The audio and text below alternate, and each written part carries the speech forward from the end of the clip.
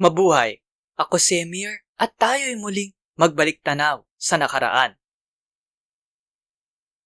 Parte ang video na ito ng aking mahabang bitinserye tungkol sa anti-terror law.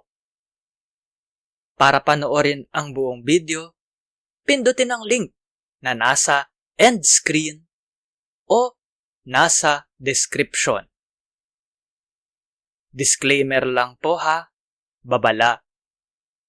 Para lang po magbigay impormasyon ang video na ito. Hindi po payong legal. Salamat po. Nakabase po dapat yung kapangyarihan ng ATC na palawigin yung panahon ng pagkakakulong na lagpas sa 36 na oras, 36 hours. Ano po ang basehan?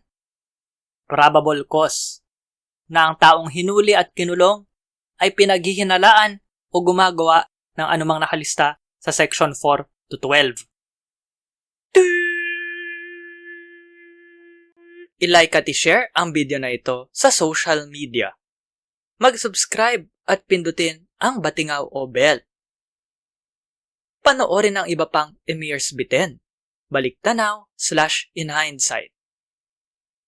Suportahan ang palabas sa Patreon, sa PayPal, o magbigay ng crypto. Salamat sa kapatid kong si G-G Arts para sa aking avatar. Tignan at suportahan ang kanyang mga gawa sa mga link sa description.